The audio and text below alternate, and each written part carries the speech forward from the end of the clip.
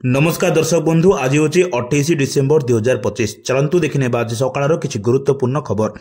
जदि पर्यंत वीडियो को लाइक करना वीडियो को लाइक करने सह चैनल को सब्सक्राइब करी कमेंट माध्यम जानतु आपण माने क्यों जिले देखुंत जहाद्वारा एभली गुरुत्वपूर्ण खबर आपण मान पाखे सर्वप्रथमे पहुंची पार। नंबर 1 ह्यूमान सागर घरे पहुंचले ओलीवुड सुपरस्टार अनुभव महांती। ह्यूमान सागर घरे रविवार दिन पहुंची ओलीवुड सुपरस्टार अनुभव महांती। बलांगीर जिला टिटलागढ़ स्थित ह्यूमान सागर घरे तांको मां को भेटी समवेदना जणाइछन्ती अनुभव महांती। आज संध्यारे टिटलागढ़ बॉयज हाईस्कूल पड़ियाठारे ओडिशा कलाकार एकता मंच द्वारा ह्यूमान सागर स्मृति में श्रद्धांजलि सभा रखा से कार्यक्रम में चलचित्र और संगीत दुनियार बहुत जनाशुना व्यक्ति जोग देवार कार्यक्रम रही। अनुभव महांती से कार्यक्रम में जोग देवाई टिटलागढ़ पहुंची। ह्यूमान सागर मां को भेटिया पर अनुभव कहते मु तांकर बड़ पुओ होइकी रहिबी। ह्यूमान चलीगले मोर भयस चलीगला। नंबर 2 रेकर्ड भांगुची शीत राज्य में सबुठ ठंडा सहर दारिंगीबाड़ी। ओडिशार काश्मीर कहुवा दारिंगीबाड़ी शीतर लहरी रेकर्ड भांगी। दिनकू दिन तापमात्रा ह्रास पाई रविवार सकाळ सुधा 7.5 डिग्री रही। फल राज्यर सबुठ कम तापमात्रा बोली कहुच्छी। प्रबल जाड़ जो दारिंगीबाड़ी अंचल लोक मैंने प्रभावित होता देखा मिली।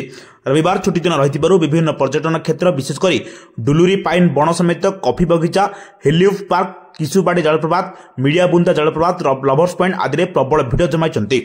दिनकू दिन शीत वृद्धि जो श्रमिक और गरीब रेखा तले रही लोकों मध्य बहुत कष्ट देखा मिली। शीत जो कामधंदा जीवा मुस्किल हो पड़ुछि। एबे दारिंगीबाड़ी दिन और रातिर प्रबल शीत अनुभूत होछि।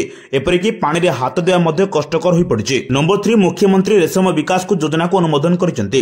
रेशम शिल्प अधिक सशक्त और संप्रसारित करबा लागि राज्य सरकार स्थिर करी मुख्यमंत्री रेशम विकास योजना आरंभ करबा को निष्पत्ति निचंती। ए योजना जरिया रेशम कीटर बिहन प्रस्तुति रेशम प्रजातिर संरक्षण सह नैतिकता उपाय कोरोना रेशम उत्पादन करने उपर विशेष ध्यान दिया।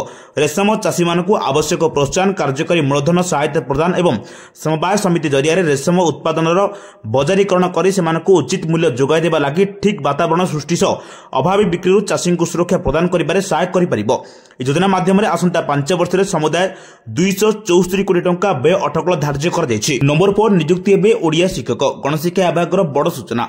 राज्य में 314टी ओडिशा आदर्श विद्यालय ओडिया शिक्षक नियुक्ति हे। समस्त ओएबी रे जणे लेखाए ओडिया प्रशिक्षक स्नातक शिक्षक नियुक्ति पाई नूतन पद सृष्टि होछि। विद्यालय पूर्व लाइब्रेरियन पद को उच्छेद करी ओडिया शिक्षक पदवी सृष्टि कर दैछि। ए संपर्क शनिवार विद्यालय और गणशिक्षा विभाग एफएम कम स्पेशल सेक्रेटरी शिवाशीष धळ राज्य प्रधान महालेखाकार को अवगत कराइछन्ति। तेबे लाइब्रेरियन पद उच्छेद करिबा परे आशयक मध्य असंतोष देखा दैछि। नंबर 5 भुवनेश्वर रे खोलिबो आ 2टी तहसील। पुराना भुवनेश्वर थिबा तहसील ऑफिस रे क्रमागत भाव चाप बढ़िबार लागिबा परे सरकार पक्षरु आ 2टी नूतन तहसील खोलिबा पई विज्ञप्ति प्रकाश पाइछि। विज्ञप्ति प्रकाश परे वर्तमान प्रशासनिक स्तर में तत्परता देखा दैछि। पूर्व थिबा 28 राजस्व निरीक्षक सर्कल को 3टी तहसील ऑफिस अधीन रे भाग नेबा करिया पई नील नक्शा प्रस्तुत होछि। एबे उपकंठरे जमी किणाबिका अवधि होछि। सहर खंडगिरी और रसुलगढ़ दिगरे बढ़ुछि। तेणु ए दुई अंचल में रहुथिबा बासिंदांकर जमी किणाबिका मालिकाना हस्तांतर पट्टा प्रस्तुति जातिगत और अन्य प्रमाणपत्र समस्या हेले कल्पना स्थिति कार्यालय को दौड़ाक पड़ुछि। सेथिबाई नया तहसील गोटे रसुलगढ़ और गोटे खंडगिरी रे खोलिबाकू निष्पत्ति होइछि। नंबर 6 मां तारिणी पीठ समन्वित विकास प्रकल्पर भित्तिप्रस्तर स्थापन कले मुख्यमंत्री।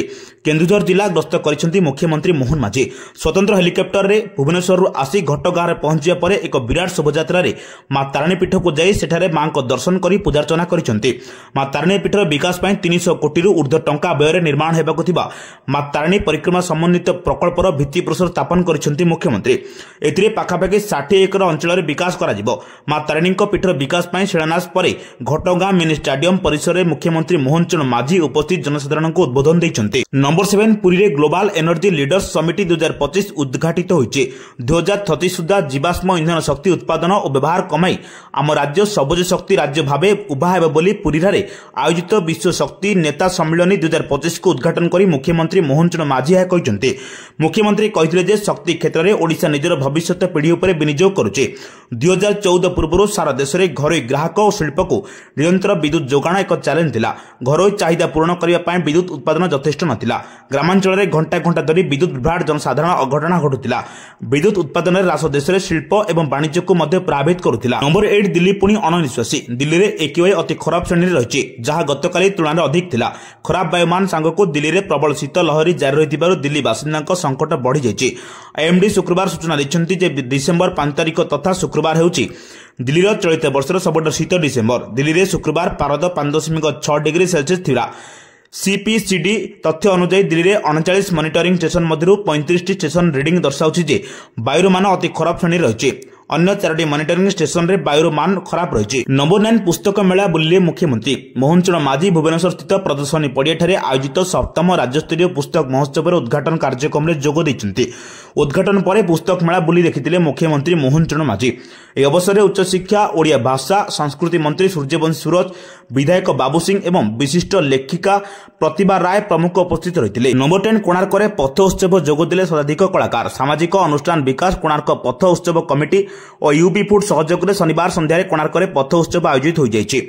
कोणार्क सहर राजरास्तार विभिन्न संगीतर परिवेशन सह नृत्य शिल्प और पर्यटक माने शास्त्रीय नृत्य लोकनृत्य पल्ली नृत्य सह विभिन्न नृत्य और संगीत परिवेशन करी नृत्य शिल्प करथिले। विकास अनुष्ठान प्रतिष्ठाता संपादक अशोक कुमार नंदन तत्वावधान में आयोजित यह उत्सव में अतिथि भाव जिला परिषद उपाध्यक्ष स्वाधीन कुमार नायक कोणार्क एनएससी अध्यक्ष संयुक्ता त्रिपाठी निर्वाही अधिकारी प्रद्युम्न जेना उपाध्यक्ष सुरेश चंद्र राउतराय गोप ब्लॉक अध्यक्ष झुन्नू मल्लिक पथ उत्सव कमिटर राजकिशोर महापात्र गोपाल चंद्र बेहेरा मंगराज मुदुली आकर्ष संपादक रमेश चंद्र स्वाई प्रमुख जोगदे पथ उत्सव लोभ उन्मोचित करने सह पताका देखाई पथ उत्सव को शुभारंभ करथिले। नंबर 11 500 किलोमीटर भड़ा 7500 टंका। इंडिगो विमान सेवा अचल अवस्था पर अन्य विमान सेवा कंपनी गुड़िक तार फायदा नेबा को उद्यम करुछन्ति। विमान भड़ा एते बढ़ाइछन्ति जे से विमान भड़ारे जड़े विदेशी यात्रा करी फेरी आसिबो। या पर सरकार को चेता पशिछि।